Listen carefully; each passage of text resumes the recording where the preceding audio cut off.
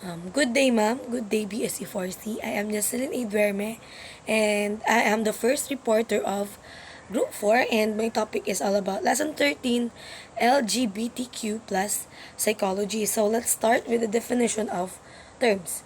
So LGBT, lesbian, gay, bisexual, transgender. So lesbian, di ba, mga tomboy. Gay, mga bakla or bading. Bisexual, sila yung mga silays na tinatawag. Yung transgender, mga taong iba yung kilos nila doon sa kasarian nila. So, sila yung mga tao or grupo ng mga tao na nabibilang sa tinatawag na third sex. Next is lesbian. Women who are emotionally and sexually attracted to women. So, lesbian, di ba? Yung mga tomboy, mga tibo. Sila yung mga babae na emotionally, sexually, romantically attracted sa kapwa din nila babae. Next is gay. Men who are emotionally and sexually attracted to men. So sila yung mga bakla, bading na tinatawag. Sila yung mga lalaki na emotionally, sexually, and romantically attracted sa kapwa din nila lalaki. So sila yung opposite ng mga lesbian. Next is bisexual. Men or women who are emotionally and sexually attracted to men and women. So ito namang bisexual man or woman.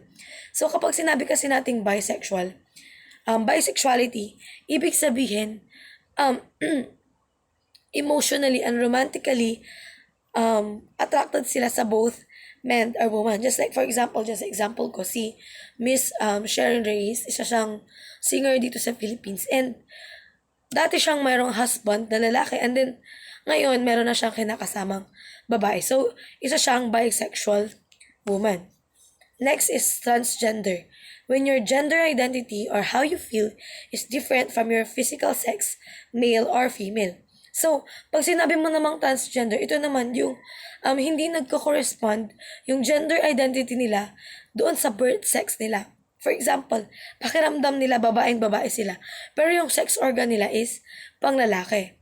So, that's the definition of LGBT. So, let's proceed to the introduction.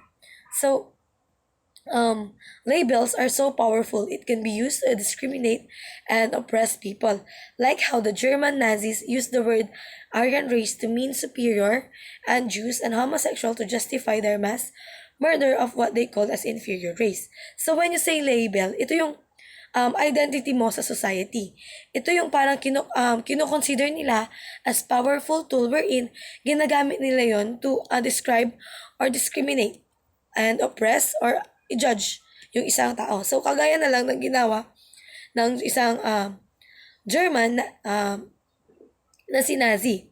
Ang ginawa niya is nilabel niya or kinategorize niya sa dalawa yung mga Germans.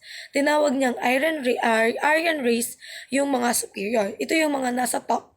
Ito yung mga nasa racial hierarchy or tinatawag na master race. And itong mga Aryan race is idealized niya as tall, blonde, athletic, mga blue-eyed. And tinawag niya namang Jews or homosexual yung mga kinukonsider nila na pinakamababa sa lahat ng race. In fact, tinatawag nilang parasite race yung mga nabibilang sa Jews and homosexual. So ngayon, ganyan yung nangyayari sa mga taong nabibilang sa third sex or yung mga nabibilang sa LGBT. Diba? Madalas nakakatanggap sila ng mga discriminations and inequality.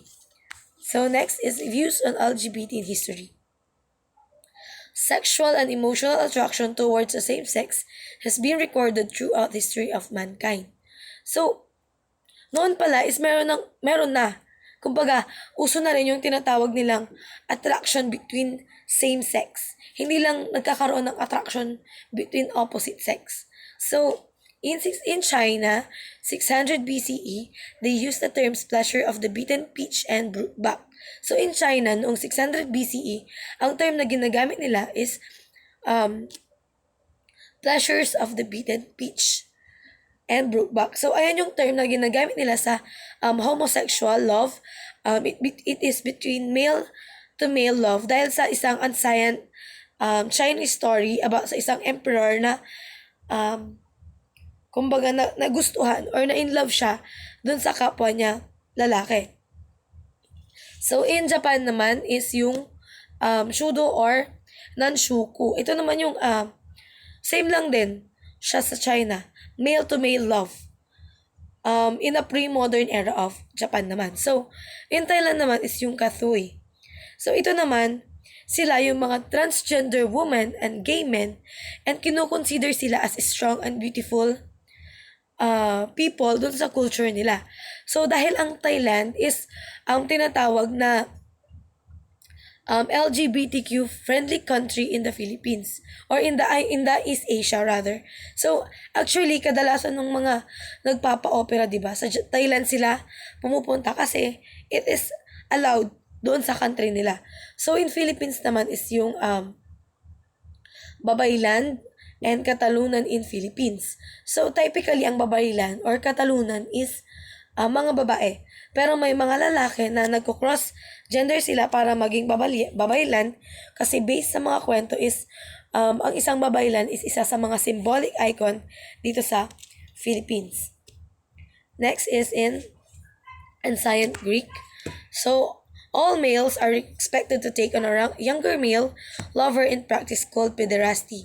Some societies, like the indigenous Native Americans, accepted and celebrated what they called two-spirited person to dance to the berdache. So, in Ancient Greek, dito naman is yung mga adult men is they are expected or they are required na dapat magkaroon sila ng karelasyon na mas batang lalaki sa kanila. Or ito yung tinatawag nilang pederasty or yung sexual activities wherein a man is magkakaroon siya ng yun nga karelasyon na kapwa niya lalaki pero mas bata sa kanya. So, in indigenous Native Americans naman, kumbaga pro sila doon sa tinatawag na two-spirited people. So, pag sinabi mong two-spirited people, yung isang lalaki or yung isang babae is meron silang both masculine and feminine spirit. So, yung mga two-spirited person, they have to dance the called bernache. So, yung bernache is yung kino-consider nila as isang special ceremonial roles ng mga Native Americans. So, next is, in other cultures, they see it as a sin following the Abrahamic religion, which branded it as a sodomy, a crime against nature. So, sa Abrahamic religion, so ito yung mga Judaism, Christianity, mga Islam, ito yung mga naniniwala sa Diyos. Kino-consider nila yung third sex as a sin or pagkakasala sa Diyos.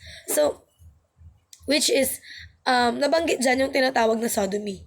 So, pag sinabi mo kasing sodomy, ito yung tinatawag nilang anal sex or oral sex.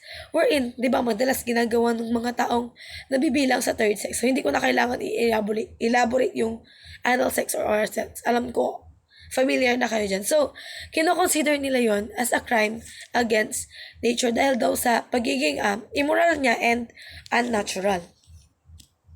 So, homosexuality was classified as an illness in the 19th century as a basis for them to legally persecute homosexuals, imprison, and commit them to a mental institution. So before, no 19th century, is kino-consider nilang homosexuality as an illness. Isa siyang sakit. Wherein yung mga taong mga homosexual is they are legally persecute. Legally silang hinuhuli, kinukulong, and they are, dinadala sila sa mga mental institution kasi ang tingin nila sa mga homosexual is meron silang sakit sa pag-iisip. But, in 19th century, and in 1973, as science advanced through years of extensive research, the APA removed homosexuality as a psychiatric disorder or sickness in 1973.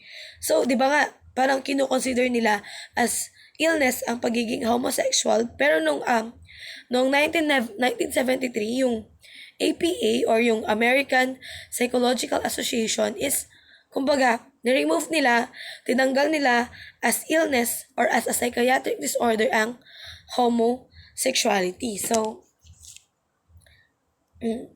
yung this ABCs of the LGBTQ plus is to be continued by Miss Eloisa Dacasin. So, that's the end of my report. So thank you very much for listening.